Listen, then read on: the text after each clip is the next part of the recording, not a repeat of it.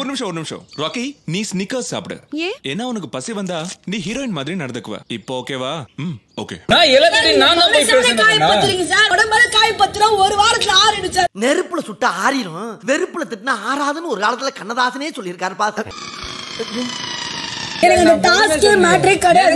என் friends தவிர அந்த heart பெரிய இதுவே இல்ல எனக்கு. போதுமா? ஏய் செம்ம ஜோக்கு. சாயந்தரம் வந்த உடனே ஞாபகப்படுத்தி சிரிக்கிறேன்.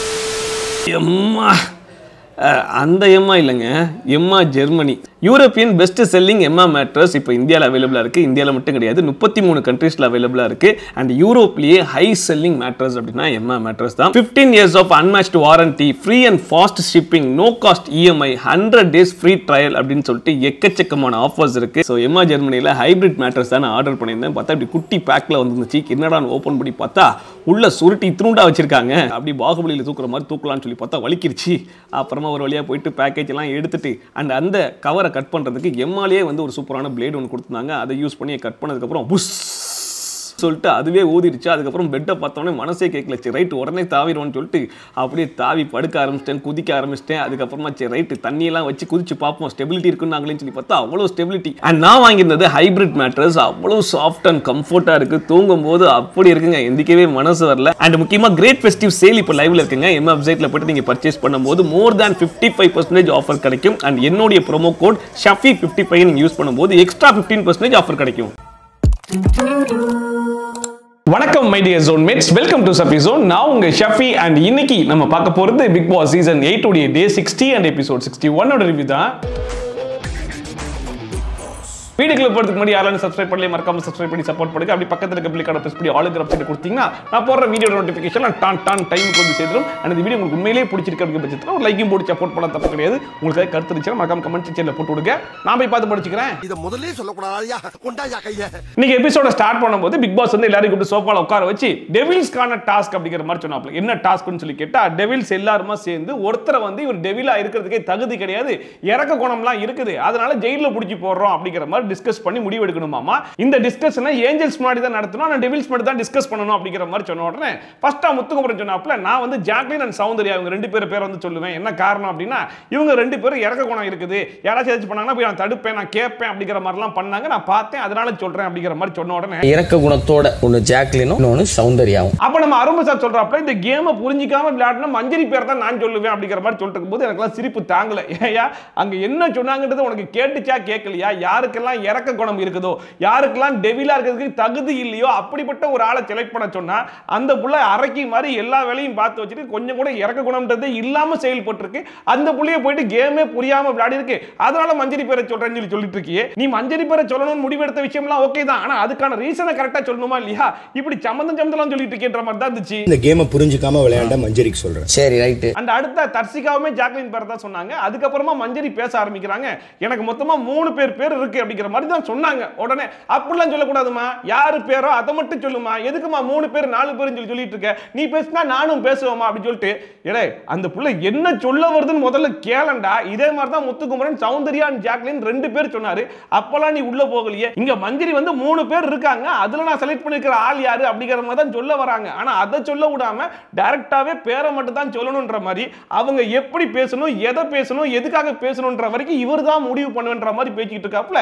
அண்ட் அப்பயுமே யாரு பேசுறது கேட்காம சரி ரைட் மஞ்சரி மண்டைய கழுவுனா நான் அதை விட பெஸ்டா மண்டைய கழுவேன், பாக்குறீங்களான்னு சொல்லிட்டு இந்த ஏஞ்சல் டீம் கிட்ட சொல்லக்கூடாதுன்னு சொல்லிட்டு டெவில்ஸ் மட்டும் பேசி வச்சிருந்தாங்க இல்லையா, அந்த பாயிண்ட்ஸ்லாம் போயிட்டு உளறிட்டு இருக்காப்ல. இந்த டாஸ்கை பொறுத்தவரையும் வோக் செய்தோ பேப்பர்ல இருக்கெல்லாம் வெளிய போயிடுச்சு. சோ இந்த பிரச்சனையை பொறுத்த வரைக்கும் மஞ்சரி மேல பெருசா எந்த தப்பு இல்ல. அவங்க பேச வரும்போது பேச விடாம தடுத்து அருண் தான் பேசிக்கிட்டு இருக்கான். சோ முழுக்க அருண் மேல தான் தப்பு. அதுவும் சொல்லாதீங்கன்னு சொன்ன பாயிண்ட்ஸ் எல்லாம் சொல்றானே அப்படிங்கிற மாதிரி நம்ம முடிவுக்கு வரும்போதே மஞ்சரி அதை எப்படி விட்டுருவேன், இருங்க நான் யாருன்றதையும் காட்டணும்ல அப்படின்னு சொல்லிட்டு மீதி பாயிண்ட்ஸ் எல்லாம் நான் சொல்றேன்னு சொல்லிட்டு மஞ்சரி ஒப்பிச்சுக்கிட்டு இருக்காங்க. ஸோ மஞ்சரி சைடில் இதுதான் பிரச்சனை. அதாவது மஞ்சரி பக்கம் நம்ம கொஞ்சம் பரிதாபப்படலாம், அவங்க சைட்லேயும் கொஞ்சம் நியாயம் இருக்குது அப்படின்னு சொல்லிட்டு நம்ம பேச வரலாம்னு நினச்சோன்னு வைங்களேன். அதெல்லாம் நீங்கள் பேசக்கூடாது, அதை பேசுறதுக்கான வாய்ப்பையும் நான் கொடுக்க மாட்டேன். அவன் ஒரு தப்பு பண்ணான் அப்படின்னா அந்த தப்புக்கு ஈக்குவலாக நானும் ஒரு தப்பு பண்ணிடுன்ற மாதிரி மஞ்சரி பண்ணுறாங்க பார்த்தீங்களா, அதுதான் மஞ்சரியோடைய மிகப்பெரிய மைனஸ். இறக்க குணம் இருக்கக்கூடாது. அரும்பு சாத்தை பிடிச்சி உட்கார வச்சதுக்கு அப்புறம் மஞ்சரி மறுபடியும் அங்கேருந்து ஆரம்பிக்கிறாங்க. எனக்கு மொத்தமாக 3 பேர் இருக்காங்கப்பா, அரும்பு சாத்து, சௌந்தர்யா, ஜாக்லின். இவங்க 3 பேர்ல கம்பேர் பண்ணி பார்க்கும்போது எனக்கு ஜாக்லின் அப்படிங்கிற மாதிரி அவங்க சொன்னாங்க. தீபக்கும் ஜாக்லின் பேர் தான் சொன்னாப்ல. சௌந்தர்யா வந்து ராணுவ பேரை சொன்னதுக்கு அப்புறமா மறுபடியும் வந்துட்டு நான் பேசுவேன்னு சொல்லிட்டு அருண் பிரசாத் மறுபடியும் வந்து பேசுறாப்ல. சரி ரைட்ரா, இப்பயாச்சும் கொஞ்சம் உருப்படியா பேசுறா அப்படின்னு சொன்னா மறுபடியும் நான் அதே பாயிண்ட் தான் பேசுவேன் அப்படிங்கிற பேர்ல இந்த கேமை யாரு தப்பா புரிஞ்சுட்டு விளையாடுனாங்களோ, யார் வந்து மிளகா பொடி எடுத்து மண்டையில கொட்டினாங்களோ, யார் வந்து செருப்பை எடுத்து வாயில வச்சாங்களோன்னு சொல்லிட்டு யாருமே பண்ணாத விஷயத்தெல்லாம் எடுத்து சொல்லிட்டு இது எல்லாத்தையும் பண்ண மஞ்சரி தான் நான் சொல்லுவேன்ற மாதிரி சொல்லிவிட்டாப்ல. ஒருத்தருடைய பர்சனல் உடைமைகளையும் தலையில மிளகா கொட்டுறது அதை பார்க்கும்போது ஏயா மஞ்சரி பண்ண விஷயத்தெல்லாம் எடுத்து சொல்லி இதெல்லாம் பண்ணாங்கன்னு சொல்லியிருந்தா கூட ஒரு நியாயம் இருக்கும். ஆனா வீட்டுல இருக்கிற 50 பேரும் பண்ணாதது நீயா யோசிச்சது கற்பனை பண்ணதுன்னு எல்லாத்தையும் எடுத்து சொல்லி இதெல்லாம் பண்ண மஞ்சரின்னு சொல்லி சொல்றீங்க, இது என்னையா நியாயம்ன்ற மாதிரி தான் இருந்துச்சு. அதுக்கு மஞ்சரியும் கடுப்பாயிட்டாங்க. நான் செஞ்சதை சொல்லியா செய்யாததான் ஏன் சொல்லிட்டு இருக்கேன் அப்படிங்கிற மாதிரி உலகா வச்சது மொத்தமா சொல்லிட்டு அண்ட் வழக்கமாவே அருண் பிரசாத்தை பொறுத்த வரைக்கும் நான் ஹீரோ மாதிரி பண்றேன்னு சொல்லிட்டு அவரே நடிச்சுக்கிட்டு கோமாளித்தனமா நிறைய பண்ணிட்டு இருப்பார் இல்லையா. இதுல கடைசியா பஞ்சு டேல கூட தான் முடிப்பாரு. அதே மாதிரி இங்கேயும் ஒரு பஞ்சு வச்சிருக்கேன் அப்படிங்கிற பேர்ல கிரிக்கெட் விளையாட வந்தவங்க கிட்ட பாக்ஸிங் கிளவுஸை கொடுத்து கன்ஃபியூஸ் பண்ணது மட்டும் இல்லாம இந்த கேமையே கன்ஃபியூஸ் பண்ண மஞ்சரிக்கு தான் ஓட்டு அப்படிங்கிற மாதிரி சொன்ன உடனே ஏஞ்சல் டீம்ல இருக்கிற 50 பேரும் கை தட்டுறாங்க. இங்க ஜாக்லினும் சேர்ந்தே கை தட்டிக்கிட்டு இருக்கு. இதெல்லாம் வச்சு பார்க்கும்போது மஞ்சரி மேல யாருக்கெல்லாம் எவ்வளவு வன்மம் இருக்கு அப்படிங்கிறது நல்லாவே தெரியுது. ஏன்னா இங்க அருண் பிரசாத் கொடுத்த பஞ்சுக்கும் மஞ்சரி பண்ண வேலைக்கும் எந்த விதமான சம்பந்தமும் கிடையாது. இருந்தாலும் சரி ஓகே பஞ்ச் அடிக்கிறானே நம்ம எல்லாரும் கை தட்டி என்கரேஜ் பண்ணுவதற்காக பண்ண மாதிரியே இருந்துச்சு. கிரிக்கெட் விளையாட வந்தவங்கள பாக்ஸிங் கிளவுஸ் கொடுத்து கன்ஃபியூஸ் பண்ண மஞ்சரிக்கு நான் இந்த ஓட்டு போடுறேன். அருண் பிரசாத்தும் முடிஞ்ச அளவுக்கு எல்லாரும் மண்டையும் கழுவி மஞ்சரியை ஜெயிலுக்கு அனுப்பலான்ற மாதிரி எவ்வளவு முயற்சி பண்ணாப்ல. ஆனால் கடைசி வரைக்கும் ஜாக்லினுக்கு தான் அதிகமான ஓட்டு வந்துச்சு. ஜாக்லினுக்கு 4 ஓட்டு வந்துருச்சுங்கிறதுனால ஜாக்லினை பிடிச்சி ஜெயிலில் போடுகின்ற மாதிரி பிக் பாஸ் சொல்லிட்டாப்ல. கொண்டு போய் ஜெயிலில் போட்டு அடுத்த செகண்டே வந்து இந்த டாஸ்க்கை டெம்பரரியா ஸ்டாப் பண்றோம் அப்படிங்கிற மாதிரி சொல்லிட்டு ஜாக்லினுக்கு நீங்க சாப்பாடு கொடுக்கலாம், ரெஸ்ட் ரூம் வந்துச்சுன்னா கேப்டன் வந்து திறந்து விடலாம்ன்ற மாதிரி இன்ஃபார்ம் பண்ணிட்டாரு. டெவில்ஸ் vs ஏஞ்சல்ஸ் டாஸ்க் இப்போது தற்காலிகமாக நிறுத்தப்படுகிறது. அண்ட் இன்னொரு பக்கம் தர்ஷிகா வந்து ஜெஃப்ரி தோப்புக்கரணம் எல்லாம் போட வச்சிருந்தாங்க இல்லையா, அவரை கால் வலிக்குதுன்ற மாதிரிலாம் சொல்லிட்டு இருந்தான். ஆல்ரெடி தோப்புக்கரணம் போட வச்சதுக்கே ஒரு பெரிய கேஸ் ஆச்சு. சோ இந்த வீக்கெண்ட் எபிசோட்ல மறுபடியும் கேஸ் ஆயிருமா அப்படிங்கிற மாதிரி பயந்துட்டு ஜெஃப்ரிட்ட போயிட்டு டேய் நான் ஒரு 10 கவுண்ட் வரைக்கும் தான் போட விடுவா, அதுக்கப்புறம் பிரேக் டவுன் ஆயிருவான்ற மாதிரி நினைச்சேன்டா. ஆனா கடைசி வரைக்கும் அவ பிரேக் டவுனே ஆகலடா அப்படிங்கிற மாதிரி இங்கேயுமே என்ன பண்றாங்கன்னா அந்த பழியை தூக்கி அன்ஷிதா மேல தான் போடுறாங்க. அன்ஷிதால ஸ்டாப் பண்ணிருக்க முடியும், என்னால ஸ்டாப்பே பண்ண முடியாதுடா, அவ பிரேக் டவுன் ஆகுற வரைக்கும் நான் வந்து பார்த்துட்டே தானே இருக்க முடியுன்ற மாதிரி பேசிட்டு இருக்காங்க. ஏமா நீ உனக்கு மனசாட்சி இருக்கு, உனக்கு மனிதாபிமானம் இருக்கு அப்படின்னா சரி ஓகே அவ பிரேக் டவுன் ஆக மாட்டா, சரி இவனுக்கு நம்ம கஷ்டப்படுத்தணுன்ற மாதிரி விட்டுருக்கலாம். ஆனா நீ பண்றதெல்லாம் சிறப்பா பண்ணி முடிச்சுட்டு கடைசியில் எப்பயும் ஒரு வேலை பார்ப்ப தெரியுமா, இதுக்கெல்லாம் நான் காரணம் இல்லடா அவங்க தான் சொல்லிட்டு இங்கேயும் நீ அதே வேலை தான் பார்த்துட்டு இருக்க. நீ தோப்பு காரணம் போட சொல்லிட்டு அவங்க பிரேக் டவுன் ஆகலன்ற மாதிரி அவங்க மேல பழிய போட்டுருக்கே, யாருமா நீன்ற மாதிரி தான் இருக்கு. 10 கவுண்ட்லயே ஸ்டாப் பண்ணுவான்னு நினைச்சேன்டா. நிஜமாவே I'm really sorry. அவள சத்யா போயிட்டு அருண் பிரசாத் கிட்ட முத்து எப்படிலாம் ட்ரிகர் பண்றான் பாத்தியாடா, எப்படிலாம் ப்ரொவோக் பண்ணான் பாத்தியா. ஆனா ஒண்ணு மச்சான் இந்த டாஸ்க் மூலியமா தான் யார் யார் என்னென்னலாம் நினைக்கிறாங்கன்றது அம்புட்டியும் தெரிஞ்சுக்கிட்டேன்டா அப்படிங்கிற மாதிரி சொல்லிட்டு இருந்தாப்ல. எனக்குலாம் சிரிப்பு தாக்கல.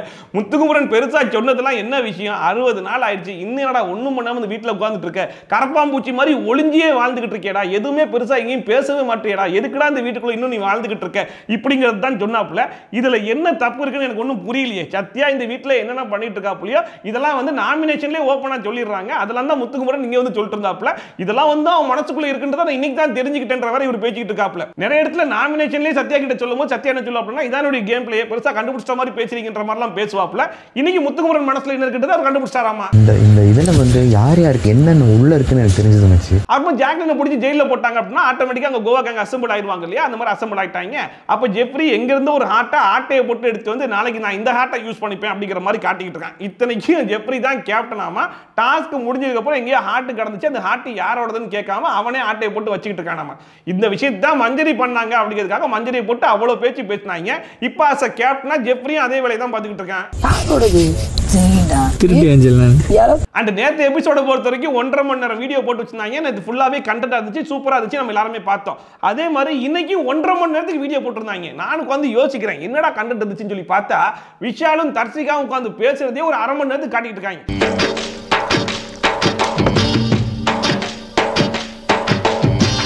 சபா இப்பவே கண்ணை கட்டுது. சரி அதுலயே ஏதாச்சும் உருப்படியா பேசுறாங்களான்னு சொல்லி பார்த்தா தர்ஷிகா வந்து விஷால்ட்ட கேக்குறாங்க லிவிங் ஏரியால அன்ஷிதா உன் மடியில படுத்திருந்தால அதுதான் எனக்கு ஒரு மாதிரி இருந்துச்சு அப்படிங்கிற மாதிரி சொல்லிட்டு அண்ட் கூடவே இதே மாதிரி அதே லிவிங் ஏரியால நான் வேற யார் மடியில படுத்திருந்தா அது உனக்கு ஓகேவா அப்படிங்கிற மாதிரி கேட்டுக்கிட்டு இருக்காங்க. I'm just asking if I lie down on somebody's lap in living area will you be okay with it? எப்பேற்பட்ட இன்ட்ரெஸ்டிங் டாபிக் பாத்தீங்களா. இதெல்லாம் லைவ்ல பாக்குறவனே ஸ்கிப் பண்ணிட்டு போயிடுவான். ஆனா அதை கொண்டு போய் 1 hour எபிசோட்ல டெலிகாஸ்ட் பண்ணிட்டு இருக்காங்க. இதுல விஷால் வேற முழுக்க முழுக்க அவர் எப்படி ப்ரொஜெக்ட் பண்ணிக்கிறார் அப்படின்னா நீ நீ வந்து லவ் பண்ற ஓகே, பட் ஆனா அந்த லவ் நான் அக்செப்ட் பண்ணிக்க முடியாது, இருந்தாலும் அதை என்கரேஜ் பண்ணுவேன். அதனால நான் உன்னை லவ் பண்றேன்னு அர்த்தம் கிடையாது. அதுக்காக நீ லவ் பண்ண கூடாதுன்னு நான் சொல்லல. நீ லவ் பண்றதை நீ லவ் பண்ணிட்டே இருக்கலாம், அதுக்கான எஃபோர்ட்டை நீ போடலாம், அதுக்கான சப்போர்ட் நான் கொடுப்பேன். ஆனா அதுக்காக நான் லவ் பண்றேன்னு கிடையாது அப்படிங்கிற மாதிரி. இப்போ லவ் பண்றானா இல்லையா அப்படிங்கிறத அந்த மனுஷன் தெளிவாகவும் சொல்ல மாட்டான். ஆனா நீ லவ் பண்ணாம இரு, அது உன் இஷ்டம் தான், ஆனா நீ லவ் பண்ண நான் சப்போர்ட் பண்ணுவேன் அப்படிங்கிற மாதிரி தர்சிகாவையும் நல்லா என்கரேஜ் பண்ணி விட்டுட்டு நான் ரொம்ப உத்தமன்ற மாதிரியும் காமிச்சிக்கிட்டு இருக்காப்ல. இப்போ சொல்றாப்ல நம்ம 2 பேரும் லவ்வர்ஸ்னே வச்சுக்கோவேன், ஒருவேளை நான் உடஞ்சிருக்கேன், நீலாம் வந்து ஆப்போசிட் டீம்ல இருக்க அப்படின்னா கூட என் கண்ணு ஒன்னு தான் தேடும் அப்படிங்கிற மாதிரியும் என்கரேஜ் பண்ணி விடுறாப்ல. சரி இங்கயோட இதை முடிச்சு விட்டுருவாங்கன்னு சொல்லி பார்த்தா விடிஞ்சு வேக்கப் சாங் எல்லாம் போட்டு ஆடி முடிச்ச கையோட மறுபடியும் 2 பேரும் உட்கார்ந்து பேசிட்டு இருக்காங்க. இங்கேயே ஏதோ புதுசா பேசுவாங்கன்னு சொல்லி பார்த்தா மறுபடியும் அதே தான் பேசிட்டு இருக்காங்க. நேத்து நான் அந்த விஷயத்தை மட்டும் நினைச்சு ஃபீல் பண்ணல, மொத்தமா எல்லாத்தையும் நினைச்சு தான் ஃபீல் பண்ணேன். அது மட்டும் இல்லாம இங்க வந்ததுக்கு அப்புறம் ஸ்டார்டிங்ல எனக்கு கொஞ்சம் கம்மியா தான் லவ் இருந்துச்சு, இப்போ போக போக பயங்கர லவ் ஆகி போச்சு. அதை காட்டுற இடம் இந்த ஷோ கிடையாது பாத்துக்கோ, அதனால தான் நான் காட்ட முடியல அப்படிங்கிற மாதிரி பேசிட்டு இருக்காங்க. காட்டுறதுக்கான இடம் இல்லை அப்படின்னு சொல்லி தெரிஞ்சிச்சு அப்படின்னா அப்புறம் எதுக்காகமா இது ஒரு கண்டென்ட்டா எடுத்து நீ பேசிக்கிட்டு இருக்க? நீ பண்றதெல்லாம் ஃபேக் கண்டென்ட் இருந்தது யாருக்கும் தெரியாதுன்னு நினைக்கிறியா? நீ பண்றது வெளிய இருக்கிற ஆடியன்ஸ்க்கு மட்டும் இல்லாம உள்ள இருக்கிற சக கண்டஸ்டன்ட்ஸ் இருக்காங்க பாத்தியா, அவங்களுக்கே தெரியும் நீ முழுக்க முழுக்க ஃபேக்கா ஒரு லவ் கண்டென்ட் கொடுத்தாதான் இந்த வீட்ல வாழ முடியும் அப்படிங்கிறது தெரிஞ்சு கடைசி ஆப்ஷனா நீ அதை யூஸ் பண்ணிக்கிட்டு இருக்க அப்படின்னு சொல்லிட்டு. அண்ட் பிக் பாஸ் டீமும் எதுக்காக உன்னை ஹோல்ட் பண்றாங்க அப்படின்னா ஃபேமிலி ரவுண்டுன்னு வரும்போது உன் ஃபேமிலி வந்து உன்னோட லவ்வுக்கு என்ன வந்து ரியாக்ட் பண்றாங்க அப்படிங்கிறத பார்க்கணும், அது மூலமா ஒரு கண்டென்ட் கிரியேட் பண்ணணும்ன்றதுக்காக தான் இதெல்லாம் டெலிகாஸ்ட் பண்ணிட்டு இருக்காங்கன்றது வரைக்கும் எல்லாருக்குமே எல்லா விஷயமும் தெரியுமான்ற மாதிரி தான் இருக்குது. ஒண்ணு போறதுக்குள்ள தெரியுமா, இதெல்லாம் போறதுக்குள்ள ரொம்ப இதாவே ஆர்மா பிக் பாஸ் எல்லாரும் கூப்பிட்டு சோஃபால உட்கார வச்சு யார் யார் எத்தனை ஹார்ட்ஸா வாங்கிருக்கீங்க அப்படிங்கிற மாதிரி கேட்கும்போது தீபக் வந்து 3 ஹார்ட்டா வாங்கியிருக்கேன்னாப்ல, சௌந்தர்யா வந்து நான் ட்ரை பண்ணேன் அதுக்கப்புறம் எனக்கு வரல பிக் பாஸ் அப்படிங்கிற மாதிரி ஆஸ்கார் லெவல் பெர்ஃபார்மன்ஸ்லாம் வந்து பண்ணிட்டு இருந்தாங்க. சரி ரைட்டுமா, உனக்கு வராது இந்த மாதிரி டெவில் கேரக்டர்லாம் உனக்குள்ள இல்ல பாத்தியா, அதனால கண்டிப்பா வரதுக்கு வாய்ப்பே இல்லை அப்படிங்கிற மாதிரி இருந்துச்சு. அண்ட் தர்சிகா வந்து 1 பேட்ச், அண்ட் மஞ்சரி வந்து 3 batch, Sachana 2 batch, Muthukumaran 3 batch, Rana 1 batch, அருணும் ஜாக்லினும் எந்த பேட்சும் வாங்கலையா. என்கிட்ட எந்த ஹார்ட்டும் இல்ல பிக் பாஸ், நான் எந்த ஹார்ட் எடுக்கல. சோ மஞ்சரி ஆல்ரெடி சொன்ன மாதிரி தான் அருண், ஜாக்லின் அண்ட் சௌந்தர்யா இவங்க 3 பேர் தான் எந்த ஏஜென்ட்ஸ் கிட்டயும் 1 பேட்ச் கூட வாங்க முடியாத அளவுக்கு பெர்ஃபார்ம் பண்ண மனித குல மாணிக்கமா வாழ்ந்துகிட்டு இருந்த டெவில்ஸ். இவனுக்கு முகரக்கட்டையெல்லாம் பார்த்தாக்க அவ்வளவு நல்லவனுங்க மாதிரி தெரியலையடா. அண்ட் இதுல ஹைலைட் என்ன அப்படின்னு சொல்லி பாத்தீங்கன்னா ஏஞ்சல்ஸ்ல ரயன், விஷால், ரஞ்சித் இவங்க 3 பேர்கிட்டயும் 3 ஹார்ட்டும் அப்படியே இருந்திருக்கு. அப்ப எப்பேற்பட்ட பெர்ஃபார்மன்ஸ் டெவில்ஸ்லாம் காமிச்சிருப்பாங்கன்றத பாத்துக்கோங்க. அண்ட் ஆனந்த் கிட்ட 2 ஹார்ட், ஒரு ஹார்ட் மட்டும் தான் வாங்கிருக்காங்க போல இருக்கு.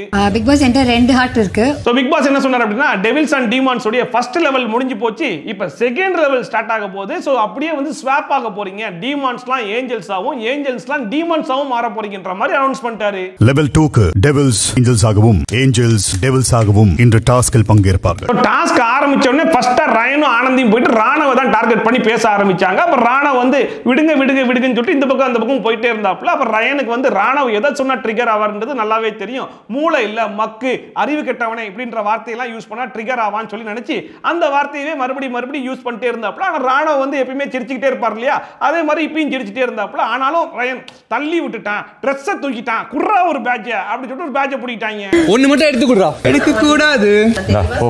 இன்னொரு பக்கம் ஜெஃப்ரி போயிட்டு சாஞ்சனா புள்ளிய கேமரா முன்னாடி நிக்க வச்சு ஃபுல் வன்மமும் வெளியே வந்துச்சு பிக் பாஸ். ஆனாலும் சிரிச்சு சமாளிச்சுக்கிட்டே இருக்குது. அவங்க அண்ணன் வந்தா தான் பேட்ச் கொடுப்பேன்னு சொல்லி சொல்லுது, அதனால நான் வாங்கிக்கிறேன் பிக் பாஸ் அப்படின்னு சொல்லிட்டு சாச்சனா போட்டு பேட்ச் வாங்கிட்டாப்ல. இன்னொன்னு சாச்சனா ஓடுது. Number 2 let's begin. அண்ட் நேத்து இதே ஏஞ்சல் அண்ட் டீமான் டாஸ்க்ல ஏஞ்சல்ஸ் வந்து டீமான்ஸ் எந்த அளவுக்கு டார்ச்சர் பண்ணாங்க, அண்ட் பேசியே டார்ச்சர் பண்ணாலுமே தீபக் பவித்ராவெல்லாம் வந்து எதை குத்துனா அவங்க அழுவாங்கன்னு சொல்லி தெரிஞ்சு குத்தி அவங்கள அழ வச்சு அவங்கள பிரேக் டவுன் பண்ணி அந்த பேட்ச் எல்லாம் வந்து வாங்கினாங்க.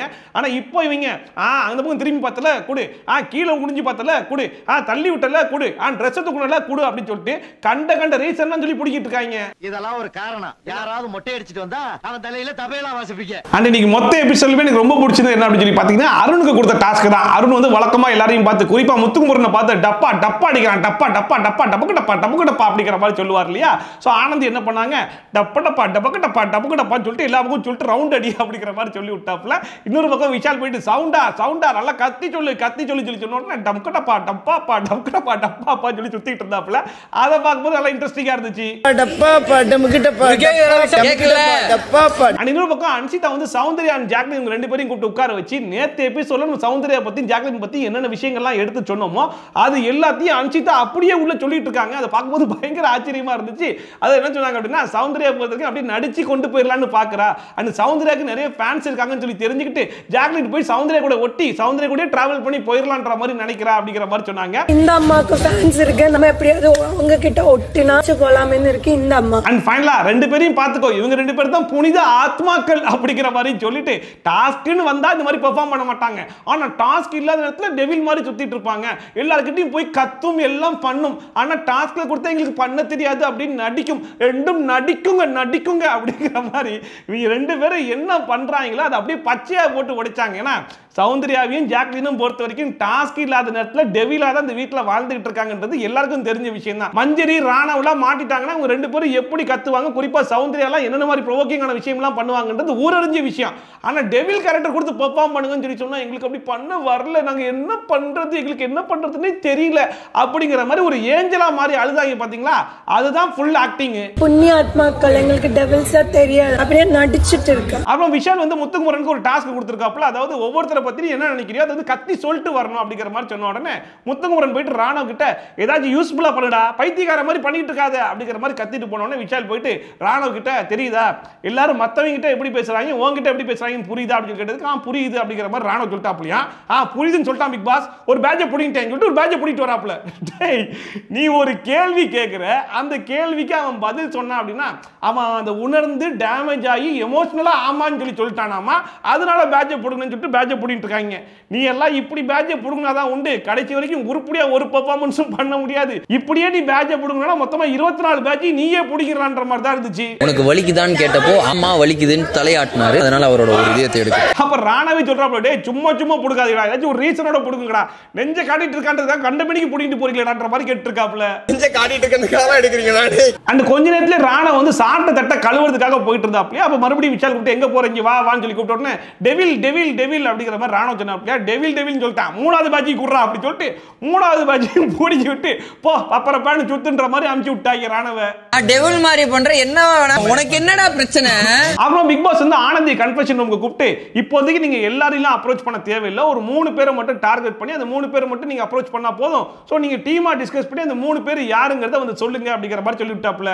ஏஞ்சல்ஸ்ல இருந்து 3 பேரை தேர்வு செய்யுங்க. ஒரு பக்கம் டெவில்ஸ்லாம் மீட்டிங் போட்டு பேச ஆரம்பிச்சதுக்கு ராணவ பார்த்தாப்ல, சரி ஓகேடா இருக்கிற பேட்ச் எல்லாம் பிடிக்கிட்டீங்களா, இதுக்கப்புறம் நீங்க என்ன டார்ச்சர் பண்ண தேவைடா, நான் உங்களை டார்ச்சர் பண்றேன் அப்படின்னு சொல்லிட்டு பாட்டு போட்டா ராணவ டான்ஸ் ஆடுறது, இவங்க மீட்டிங் போட்டா ஆப்போசிட்ல இருந்து டான்ஸ் ஆடுறதுன்னு சொல்லிட்டு பயங்கரமா வெறுப்பேத்திட்டு இருந்தாப்ல. உள்ள இருக்கிற அன்சிதாலாம் பயங்கரமா கடுப்பாக்குறாங்க. அப்பயுமே ஆனந்தி விடு விட அவன் பைத்தியம் மாதிரி தான் பண்ணிருப்பான், அவனை கண்டுக்காத அப்படிங்கிற மாதிரி சொன்னாலுமே மறுபடியும் பண்றதை பார்த்து எல்லாம் டென்ஷன் ஆகிட்டே இருந்தாங்களா. அப்ப கேப்டன் இதை நீங்க தான் கண்டிக்கணும் அப்படிங்கிற மாதிரி ஜெஃப்ரிட்ட சொன்னேன். ஜெஃப்ரி போயிட்டு ராணவ்ட்ட சொல்லுவாருன்னு சொல்லி பார்த்தா ராணா விட்டாப்ல. நேரா ஏஞ்சல் டீம்ட்டே போயிட்டு பாருங்க ராணவ் என்ன பண்றாங்க, நேத்து மாதிரி நாங்க பண்ணமா அப்படின்னு சொல்லி கேட்கும்போது சௌந்தர்யா ஏஞ்சி ஏய் வாடா என்னடா இண்டிசென்ட்டா பண்ணிருக்க அப்படின்னு சொல்லிட்டு யாரு கேட்கிறா, சௌந்தர்யா. இப்படி இண்டிசென்ட்டா பண்றதெல்லாம் சௌந்தர்யா கேட்கும் போது தான் எனக்கு சிரிப்பா வருது. அண்ட் ஃபைனலா டிஸ்கஸ் பண்ணி முடிச்சு சாச்சனா தர்சிகா அண்ட் மஞ்சரி இவங்க 3 பேர் தான் நாங்க டார்கெட் பண்ண போறோம் அப்படிங்கிற மாதிரி பிக் பாஸ் கிட்ட அனௌன்ஸ் பண்ணும்போது பிக் பாஸ் என்ன சொன்னார் அப்படின்னா, இவங்க 3 பேரை நீங்க வந்து மெயினா ஃபோக்கஸ் பண்ணுங்க, பட் இவங்க 3 பேர் இல்லாம வேற யாராச்சும் ரியாக்ட் பண்ணாலும் நீங்க அவங்க கிட்ட இருந்து பேட்ஜ் வாங்கிக்கலாம் அப்படிங்கிற மாதிரி சொல்லிட்டாரு. மற்றவர்கள் யாராவது நிலை குலைந்தாலும் அது கணக்கில் எடுத்துக்கலாம். சத்யா போயிட்டு தர்சிகா கிட்ட ப்ரோவோக் பண்ணலாம் அப்படிங்கிற மாதிரி முடிவு பண்ணிட்டு தர்சிகா சொல்லிட்டு இருந்தாப்ல, 2 வாரம் கேப்டனா இருந்தா ஏதோ ஒன்று பண்ணேன், அதுக்கப்புறம் பெருசா எதுவுமே பண்ணல, எதுவும் பண்ண முடியலன்னு சொல்லி தெரிஞ்சதுக்கு அப்புறமா விஷால பிடிச்சி ஒரு பிளான் ஒன்று போட்ட பாரு, பலே ஆல்மா நீ அப்படிங்கிற மாதிரி சொல்லிட்டு இருந்தாப்ல. அதெல்லாம் பார்க்கும்போது அவர் ஆள் மனசுல இருந்து வெளியே வர மாதிரி தான் இருந்துச்சு. உள்ள இருக்கவங்களுக்குமே தெரிஞ்சிருக்கு பாருங்க, தர்சிகாவால கேப்டனா இருக்கும்போது பெர்ஃபார்ம் பண்ணாங்க, அதுக்கப்புறம் பெருசா எதுவும் பண்ண முடியலன்னு தெரிஞ்சதுக்கு அப்புறமா விஷால பிடிச்சி லவ் கண்டென்ட் பண்றாங்க அப்படிங்கிற வரைக்கும் சத்யா சொல்றாரு அப்படின்னா அவர் மனசுல இல்லாததே சொல்ல போறாரு. அப்போ வந்து தர்சிகா அதுக்கு பெருசா ரியாக்ட் பண்ணிக்கல, சிரிச்சுக்கிட்டே தான் இருந்தாங்க. இருந்தாலும் சத்யா போயிட்டு அவங்க சிரிச்சு ரியாக்ட் பண்ணிட்டாங்க, அதனால பேட்ஜ் புடிக்க சொல்லிட்டு பேட்ஜ் புடிக்கிட்டாங்க. தர்ஷிகா வந்து சிரிச்சு மழுப்புறாங்க, அதனால ஒரு ஹார்ட் எடுக்கப்பட்டுள்ளது. அண்ட் நேத்து வந்து மஞ்சரி சாச்சனா தர்சிகா இவங்க 3 பேருமே ஏஞ்சல்ஸா இருந்தவங்கள பிசிக்கலா எந்த அளவுக்கு ஹர்ட் பண்ணாங்க, எந்த எக்ஸ்ட்ரீம் வரைக்கும் போனாங்க, எந்த அளவுக்கு இரிட்டேட் பண்ணாங்க அப்படிங்கறதெல்லாம் பார்த்தோம் இல்லையா. பட் அந்த எக்ஸ்ட்ரீம் வரைக்கும் இவங்க எல்லாம் போகல அப்படினா இவங்களும் பிசிக்கலா ஹர்ட் பண்ண ஸ்டார்ட் பண்ணாங்க. சத்யா வந்து மஞ்சரி தலையில தண்ணி ஊத்துனாப்ல, அண்ட் ஆர்ஜியா வந்து ராணவ மேல தண்ணி ஊத்துனாங்க, அண்ட் சாச்சனா போய் கார்டன்ல நிக்க வச்சு தண்ணி ஊத்துறதுன்னு சொல்லிட்டு இந்த மாதிரி விஷயங்கள்லாம் பண்ணிட்டு இருந்தாங்க. ஏன் மஞ்சரி வந்து முட்டிக்கால்லாம் போட வச்சாங்க. இதுல அன்சிதா தான் பயங்கரமான கேம் ஒன்று ஆட்டுதாங்க. இவருடைய வேலை என்ன அப்படின்னு சொல்லி பாத்தீங்கன்னா, எந்த ஏஞ்சலாச்சும் நான் தப்பு பண்ணல, என் பேட்ஜ் ஏன் வாங்குறீங்கன்ற மாதிரி அடம் பிடிச்சிட்டு இருந்தாங்கன்னா அவங்க கிட்ட போய் அந்த பேட்ஜை சண்டை பிடிச்சி புடிங்கி கொடுக்கறதா எங்களுடைய வேலையே. அதே மாதிரி தர்சிகா கொண்டு போய் பெட்ரூம்ல வச்சு அன்சிதா, ஆர்ஜி, ஆனந்தி அண்ட் சத்யா 3 பேரும் சேர்ந்து கேள்விக்கு மேலே கேள்வியா கேட்டுட்டு இருக்காங்க. அப்ப தர்சிகா அதுக்கெல்லாம் நான் பதில் சொல்ல மாட்டேன், அதுக்கு நான் ரியாக்டும் பண்ண மாட்டேன்னு சொல்லிட்டு சிரிச்சுக்கிட்டே இருந்தாங்களா. அப்பயும் அன்சிதா என்ன பண்றாங்க, நீ பதில் சொல்ல மாட்டல பேட்ஜை கொடு அப்படின்னு சொல்லிட்டு அதையும் பிடிக்கிட்டு போயிட்டாங்க. இதே இவங்க கேரக்டரை விட்டு வெளியில அண்ட் இன்னொரு பக்கம் அன்சிதா போயிட்டு சாச்சனா பிள்ளைகிட்ட நீ எப்படிப்பட்ட கொடூரமான ஆள் தெரியுமா, ஒருத்தன் கத்தி குத்து வாங்கி ரத்தத்தில் இருக்கான்னு சொல்லி தெரிஞ்சா கூட இன்னும் கொஞ்சம் குத்தி குத்தி ரத்தம் வரப்போ அந்த அளவுக்கு நீ கொடூரமான ஆள் அப்படிங்கிற மாதிரி சொன்ன உடனே சாச்சனா பிள்ளை நான் பைத்தியம் சொல்லி ஓடிச்சா. வா வா வா பேட்சை கொடு, ப்ரோவோகேட்டர்ல பேட்சை குடிச்சிட்டு பேட்சை வாங்கிட்டாங்க. ஆக்சுவலாக இன்னைக்கு ஒரு ஃபார்மெட்ல பேட்ச் எல்லாம் வாங்குறாங்க பாத்தீங்களா, இந்த ஃபார்மெட்ல நேத்து இருந்த டெவில்ஸ்லாம் பேட்சை வாங்கணுன்ற மாதிரி முடிவு பண்ணியிருந்தாங்கன்னா 1 ஹவர்ல டாஸ்கே முடிஞ்சிருக்கும். என்னமா இது போய் முறைக்கிற. அண்ட் இன்னொரு பக்கம் ஆர்ஜி ஆனந்தி போயிட்டு சௌந்தர்யா கிட்ட உன் பேட்சுக்கு நான் பொறுப்பு, ஆனா நான் சொல்றதெல்லாம் நீ செய்யணும் அப்படிங்கிற மாதிரி சொல்லி அவங்க வந்து பண்ண வச்சிருப்பாங்க போல இருக்கு. அதுக்கப்புறமா நீ வந்து கோவப்பட்ட அப்படின்னு சொல்லிட்டு பேட்சை கொடுன்ற மாதிரி ஜெப்ரி வந்து கேட்கும்போது ஆனந்தி நீங்க தானே சொன்னீங்க என் பேட்சுக்கு பொறுப்புன்னு சொல்லிட்டு இப்ப பாருங்க வந்து கேட்கறான் அப்படிங்கிற மாதிரி கோவமா பேசிட்டு இருக்கு. ஏமா நீ கோவமா பேசினா பேட்சை வாங்கதாமா செய்வாங்க அப்படின்னு சொல்லி சொன்னா கூட அதெல்லாம் முடியாது, அவங்க சொன்னாங்கல்ல நீங்க பொறுப்புன்னு சொன்னீங்கல்ல அப்புறம் ஏன் இது பண்ண மாட்டீங்கன்னு சொல்லிட்டு கோவமாவே பேசிட்டு இருந்துச்சு. நீ கோவமா பேசிட்ட உன் பேட்சை கொடு அப்படிங்கிற மாதிரி ஜெப்ரி வந்து பேட்சை வாங்கிட்டு போயிட்டான். ஆக மொத்தத்தில் சௌந்தர்யாவை பொறுத்த வரைக்கும் டெவிலாவும் நான் பெர்ஃபார்ம் பண்ண மாட்டேன், ஆனா ஏஞ்சலா வரும்போது கோவப்பட்டு தான் பேசுவேன், ஆனா அதுக்கும் நீங்க பேட்சை வாங்க கூடாதுன்னு சொல்லிட்டு நான் ஏஞ்சலாவும் பெர்ஃபார்ம் பண்ண மாட்டேன்ற மாதிரி தான் பெர்ஃபார்ம் பண்ணிருக்காங்க. எடுத்துக்கோங்க மேல வந்து கோவம் அழுகலாம். இன்னொரு பக்கம் மஞ்சரி வந்து நான் பேட்சை கொடுக்க மாட்டேன், எந்த தப்பும் பண்ணல, தப்பு பண்ணா நான் பேட்சை கொடுத்துருவேன் அப்படிங்கிற மாதிரி அடம் பிடிச்சிட்டு இருந்தோன்னே வார்டனை கூப்பிடுங்கன்னு சொல்லிட்டு அங்கிருந்து அனுப்பிச்சு வந்துட்டாங்க. நீ ஒரு கையை பிடி நான் ஒரு கையை பிடிக்கன்னு சொல்லிட்டு கையை பிடிச்சி வலுக்கட்டாயமா இருந்த 2 பேட்சையும் பிடிக்கிட்டு விட்டாங்க. அப்ப மஞ்சரி கேட்கறாங்க ஏண்டா இப்போ ஒரு பேட்ச் தானே வாங்கணும், இப்போ எதுக்கு 2 பேட்சை வாங்குனீங்கன்னு சொல்லி கேட்டா இப்போ நீ கோவப்பட்டல அதுக்கு ஒரு பேட்ச்ங்கறாங்க. இரண்டு எதற்கு எடுக்கறீங்க? அண்ட் இன்னைக்கு டாஸ்கை பொறுத்த வரைக்கும் சௌந்தர்யா அண்ட் ஜாக்லின் இவங்க 2 பேருமே வந்து ஏஞ்சலா இருக்காங்க, மத்த 3 பேருமே டீமானா தான இருக்காங்க.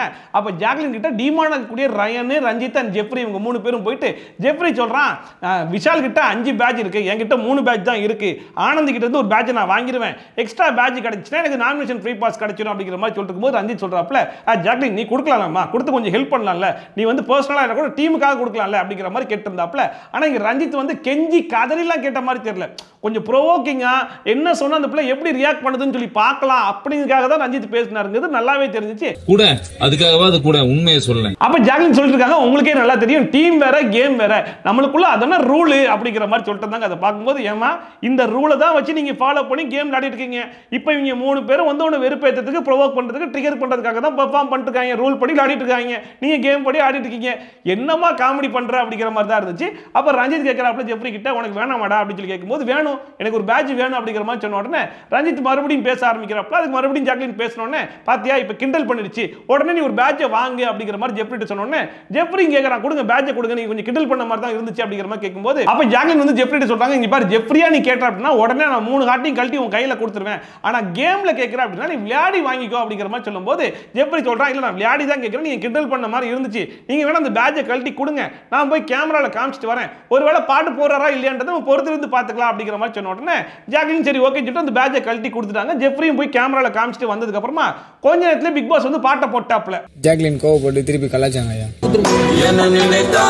அண்ட் அப்படி இன்னொரு பக்கம் பாத்தீங்க அப்படின்னா சௌந்தர்யா வந்து விஷால் சத்யா அண்ட் ஆர்ஜி ஆனந்தி 3 பேர் சேர்ந்து கேள்விக்கு மேல கேள்வியா கேட்டிருந்தாங்க. கிட்டத்தட்ட இன்டர்வியூ செஷன் மாதிரி போயிட்டு இருந்துச்சு. கடைசியில் அந்த வாளியை தூக்கி அவங்க மண்டையில கவுத்தி விட்டாங்களா அந்த டைம்ல தான் கரெக்டா பாட்டும் பாடிச்சு. உடனே பாத்தியா உனக்காக தான் பாட்டை போட்டாங்கன்னு சொல்லிட்டு சௌந்தர்யா கிட்ட இருந்து ஒரு பேட்சை பிடிக்கிட்டாங்க.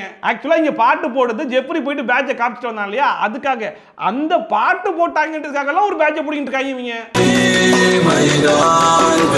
அண்ட் பாட்டு போட்ட உடனே ஜாக்லின் கேட்கறாங்க கோவப்பட்டதுனாலே இல்ல கிண்டல் பண்ணதுனாலே அப்படின்னு சொல்லி கேட்கும்போது கிண்டல் பண்ணதுனால தான் அப்படிங்கிற மாதிரி ஜெப்ரி சொன்னோன்னே அவங்க கோவப்பட்டு இருக்கிற 2 பேட்சையும் பிச்சு இந்த அதையும் நீயே எடுத்துக்கோ அப்படிங்கிற மாதிரி கீழே போட்டு கோவப்பட்டு போயிட்டாங்களாமா. இவங்க கோவா கேங் அப்படிங்கிற பேர்ல ஒரு கிரிஞ்சி கேங்க உருவாக்கி வச்சிருக்காங்க பாத்தீங்களா. இது கேம்னு டாஸ்க்னு வரும்போது எந்த அளவுக்கு அஃபெக்ட் ஆகுதுன்றது நல்லா தெரியுதா. கேம்னு டாஸ்க்னு வந்தா எல்லாருமே இண்டிவிஜுவல் பிளேயரா இறங்கி விளையாடணும். எங்க அப்படின்னா நம்மளுடைய கோவா கேங் ஆப்போசிட் டீம்ல இருந்தாலுமே நம்ம அந்த டாஸ்கா பார்த்து கேமா பார்த்து ஒரு கேம் விளையாடி தான் ஆகணும். ஏன்னா அது கேம்ங்கிற புரிதல் எல்லாருக்குமே இருக்கணும். ஆனா இவங்க என்ன பண்றாங்க அப்படின்னு சொல்லி பாத்தீங்கன்னா இப்ப கோவா கேங்ல இருக்க ஒரு 2 பேர் ஆப்போசிட் டீமுக்கு போயிட்டாங்க, 3 பேர் இந்த டீம்ல இருக்காங்க அப்படின்னா அந்த 2 பேரை எப்படி ஹர்ட் பண்ணாம ஒரு கேம் விளையாடுறது அப்படிங்கிற மாதிரி யோசிக்கிறாங்க. அண்ட் அவங்க 2 பேரை மட்டும் ஹர்ட் பண்ணாம இருந்துட்டு மத்தவங்களை ஹர்ட் பண்ணா அது தப்பாயிரும், அதனால யாரையுமே ஹர்ட் பண்ணாம நம்ம இந்த கேமே விளையாடாம விட்டுறலாம் அப்படிங்கிற மாதிரி முடிவுக்கு போறாங்க. அந்த கேமை தான் ஜாக்லினும் சௌந்தர்யாவும் நேத்து விளையாடினாங்க. இன்னைக்கு ரஞ்சித் போயிட்டு ஓகே நம்ம கேம் விளையாடலாம் சொல்லிட்டு கேம் விளையாடுனா பாத்தியா டீமுக்குள்ள எங்க கிட்டயே நீ கேம் விளையாட்டியா, அதையும் வந்து டீம்னு சொல்லி பர்சனலா கேட்டு ஒரு கேம் விளையாட்ட பாத்தியா, எவ்வளவு கேவலமா பண்றீங்க ரஞ்சித் சார் அப்படிங்கிற மாதிரி. இங்க கேமும் ஆடக்கூடாது, கேம ஃப்ரெண்ட்ஷிப்புக்குள்ள ஆடக்கூடாது, டீமுக்குள்ள ஆடக்கூடாது, ஆனா ரூலையும் ஃபாலோ பண்ணணும்னு சொல்லி சொன்னா என்னமா அர்த்தம் இது? யாரு கொடுத்தா நாங்க போய் கேளு, என்கிட்ட கேட்காத. ஆக்சுவலா இது ஒரு சின்ன கேம்ல நடந்த ஒரு விஷயம். ஆனா இதுக்கு போயிட்டு ஜாக்லின் எப்படிப்பட்ட வார்த்தைகள்லாம் விடுறாங்க அப்படின்னா, ரஞ்சித் சார் ரொம்ப கேவலமான பேடான கேம் விளையாடுறீங்க சார், இது இன்னைக்கு இல்ல சார், நீங்க 60 நாள் இதே கேம் தான் சார் நீங்க விளையாட்டுக்கீங்க, உங்களை அப்பா மாதிரி நினைச்சிட்டு இருந்தேன் சார், ஆனா நீங்க இப்படி பண்ணி நினைச்சு கூட பார்க்கல சார் அப்படிங்கிற மாதிரி என்னென்ன வார்த்தைகள்லாம் எடுத்து கொட்ட முடியுமோ அதெல்லாம் சரளமா எடுத்து கொட்டிட்டு இருக்காங்க. இதெல்லாம் மனசுல இல்லாம வெளியே வராதுன்னு சொல்லி சொல்லுவாங்க பாத்தீங்களா, இது எல்லாத்தையும் மனசுக்குள்ள வச்சுக்கிட்டு அவங்க வன்மத்தை தான் வெளியே கொட்டுறாங்கன்றது நல்லாவே தெரியுது. அவர் நம்பவே நம்பாதீங்க, அவர் 60 நாளுமே இந்த கேம் தான் விளையாடிட்டு இருக்காரு. டாஸ்க்ல ஒரு சின்னதா ஒரு விஷயம் நடந்து போச்சு, அதுக்கு போயிட்டு இன்னைக்குன்னு இல்ல 60 நாள் இவர் இதே கேம் தான் விளையாடிட்டு இருக்காப்ல, அப்பா மாதிரி நினைச்சேன்ற வார்த்தையெல்லாம் யூஸ் பண்ற அளவுக்கு இங்க என்ன நடந்துச்சுன்றதே ஒண்ணும் புரியல. அண்ட் வழக்கமா சௌந்தர்யாக்கு ஒரு பிரச்சனை ஜாக்லின் வந்துருவாங்க, அதே மாதிரி ஜாக்லினுக்கு ஒரு பிரச்சனை சௌந்தர்யா வந்தே ஆகணும் இல்லையா, அதனால என்ன பிரச்சனை அங்க என்ன நடந்துச்சு அதெல்லாம் கேட்கவே இல்லை. இங்க ஜாக்லின் என்ன சொல்றாங்களோ அதை மட்டும் உள்வாங்கிட்டு அங்க போயிட்டு ஜெப்ரி ரஞ்சித் எவ்வளவு கேவலமான கேம் ஆடிருக்கீங்க, இப்படி புடிங்கி ஆகணுமா உங்களுக்கு, நேத்து நாங்க இந்த மாதிரி கேம் ஆடணுமா, நாங்க எப்படி ஆடணும் கேம் அப்படிங்கிற மாதிரி. நேத்து ஆடினது கேம் நல்லதுமா, அதே மாதிரி கேமை தான் நீங்களும் ஆடணும்ன்றத சொல்லாம சொல்லிட்டு இருக்கியாமா, யாருமா நீ கேட்டா எங்களுக்கு வந்து செட் ஆஃப் ரூல்ஸ் இருக்கு, கேமா தான் பாப்போன்னு வேற பேசிக்கிறீங்க, ஆனா கேம்னு வந்து அந்த ரூல்ஸ் எல்லாம் உடைச்சு போட்டு நாங்க ஆடவும் மாட்டோம்னு சொல்லி பேசிட்டு இருக்கீங்க. கேவலமா புடுங்கி வாங்கிருக்கீங்க, நேத்து நான் அப்படி பண்ணனா கேமா விளையாடுங்க. இதுல ஹைலைட் என்னன்னு சொல்லி பாத்தீங்கன்னா ஜாக்லின் வந்து ஏஞ்சலா இருக்காங்க, இதுல இன்னொரு ஏஞ்சல் ஃப்ரெண்ட் இல்லாட்டா கூட பரவாயில்ல சௌந்தர்யாவும் இருக்காங்க, ஆனா சௌந்தர்யா விட்டுட்டு டெவிலா இருக்கக்கூடிய ரயன் கிட்ட போயிட்டு கட்டி பிடிச்சி ஊழ விட்டு அழுதுகிட்டு இருக்காங்க. இதுல வர ரஞ்சித் வந்து கொடுத்துருமா நீ கொடுத்துரு ஜெப்ரிக்கு கொடுத்துருன்னு சொல்லிட்டு கெஞ்சினாராம் கதர்னாராமா, அவன் வந்து நாமினேஷன் ஃப்ரீ பாஸ் கிடைக்கணுன்றதுக்காக ரொம்ப இறங்கி பேசினாராம். அது அந்த அளவுக்கு பேசணுன்ற அவசியமே இல்லை அப்படிங்கிற அளவுக்கு ரஞ்சித் ரெண்டு வார்த்தை தான் சொன்னாப்ல, அந்த 2 வார்த்தையை பிடிச்சி எந்த அளவுக்கு பெருசா பேச முடியுமோ அந்த அளவுக்கு ஜாக்லின் வந்து பெருசா பேசிட்டு இருக்காங்க.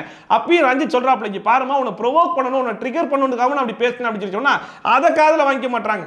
நேத்து டெவிலா இருக்கும் போதும் கேம் விளையாடல, இன்னைக்கு ஏஞ்சலா இருக்கும் போதும் கேம் விளையாடல, ஆக மொத்தத்தில் ரெண்டுலயுமே கேம் விளையாடாம அதுல இவங்க என்ன கேம் விளையாடுறாங்க அப்படின்னா, டெவிலா இருக்கும் போது நான் வந்து ஏஞ்சல் மாதிரி எனக்கு உள்ளம் கொண்டவங்கன்னு சொல்லிட்டு அதுக்கு போய் உட்காந்து அழுதுட்டு இருந்தாங்க, இப்ப பேட்ஜை வாங்கிட்டாங்க, அது வந்து டீம்னு சொல்லி வாங்கிட்டாங்க, என்னோட எமோஷன் கூட விளையாடிட்டாங்கன்ற மாதிரி மறுபடியும் போயிட்டு அழுதுட்டு இருக்காங்க. சோ இவங்களுடைய கேமே வந்து அழுகுனி ஆட்டம் தான் போல இருக்கு.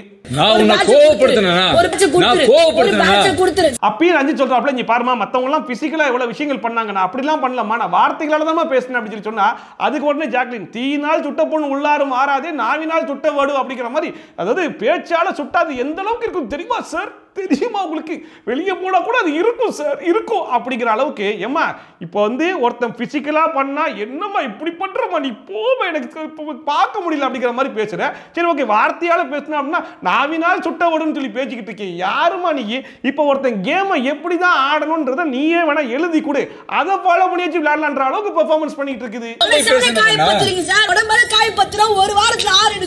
ஜாக்லின் ரயன் ஜெப்ரி 3 பேர் உட்கார்ந்து பேசிட்டு இருக்கும்போது ஜாக்லின் சொல்றாங்க, நான் கோவப்பட்டேனா கேட்டிருந்தா கொடுத்துருப்பேன், ஜெப்ரியா கேட்டா நான் கொடுப்பேன் சொன்னேன், ஏன்டா இப்படி பண்றீங்க, நேத்து கூட நீங்க பிரேக் டவுன் ஆகி என்கிட்ட வந்து பேசுனீங்க நான் டெவிலா இருக்கும்போது, அப்பெல்லாம் உங்ககிட்ட நான் பேட்சை வாங்க வர செஞ்சேன் அப்படிங்கிற மாதிரி உண்மையெல்லாம் வந்து கொட்டுறாங்க.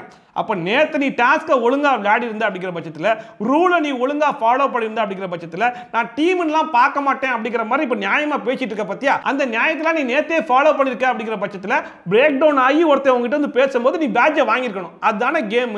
ஆனா அதெல்லாம் விட்டுட்டு நான் வாங்கல பத்தியா, நான் எவ்வளவு பெருந்தன்மையா நடந்துட்டேன் பாத்தியா அப்படிங்கிற மாதிரி இப்ப சொல்லிட்டு இப்ப நான் பேசும்போது மட்டும் ஏன்டா வாங்குறீங்க அப்படிங்கிற மாதிரி கேட்கும்போது இங்க ஜெப்ரியுமே ஒரு கேம் விளையாடுறான், ரஞ்சித் சார் பார்த்து கண்ணடிச்சு பேச ஆரம்பிச்சாரு, அதனால தானே சும்மா விளையாட்டு தானே பேசுறான்ற மாதிரி நான் கேட்டுக்கிட்டு இருந்தேன் அப்படிங்கிற மாதிரி சொல்லும்போது ஜாக்லின் கேக்குறாங்க, சரி ரைட் விளையாட்டுக்கு தானே பேசிட்டு இருந்தாப்ல, அப்படியே என்கிட்ட பேட்ஜ் வாங்கிட்டு போய் கேமரா காமிச்சிட்டு வந்து அப்படி கேட்டா ஆமா ஆமா அது நான் பண்ண தப்பு தான் நான் பண்ண தப்பு தான் அப்படிங்கிற மாதிரி இருக்கிற பேட்ஜையும் பிச்சு போட்டுட்டு இருக்கான். நாமினேஷன் வேணாக்கா வேணா எல்லாமே கூட எடுத்துறேன்க்கா, எனக்கு ஏங்க நாமினேஷன் ஆக மொத்தம் இந்த கிரிஞ்சி கேங்குடைய கேம் இருக்கு பாத்தீங்களா, இவங்க ஏதாச்சும் கேட்டாங்கன்னா ஜாக்லின் பிச்சு போட, ஜெப்ரிட்ட கேட்டா ஜெப்ரி பிச்சு போட, ரஞ்சித் கேட்டா ரஞ்சித் பிச்சு போடன்னு சொல்லிட்டு எல்லாம் பேட்ஜை பிச்சு போட்டு ஒரு கேம் விளையாடிட்டு இருக்காங்களே தவிர்த்து எவனுமே கேமா பார்த்தும் விளையாடல, இவங்க வந்து இண்டிவிஜுவலாவும் விளையாடல, இவங்க விளையாடுறது மொத்தமும் குரூப்பிசம் தான்.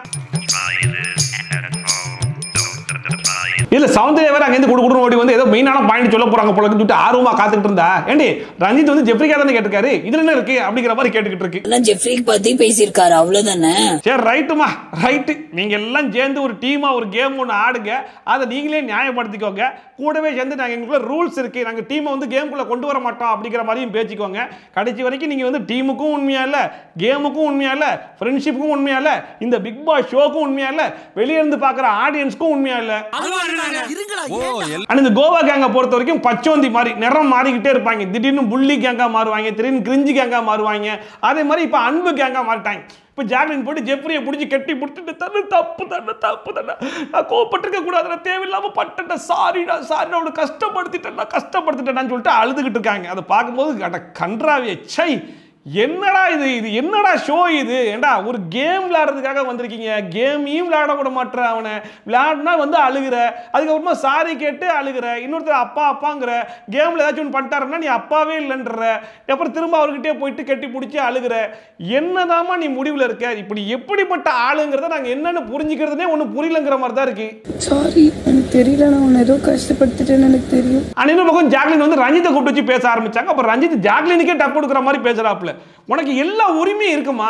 உரிமை இருக்கிறதுனால நீ அவ்வளவு கத்துன, அதே உரிமையில நான் தப்பு பண்ணும்போது கையை பிடிச்சி நீங்க தப்பு பண்றீங்கன்னா அப்படின்னு சொல்லணுமா? உனக்கு எல்லா உரிமையும் இருக்குமா அப்படிங்கிற மாதிரி.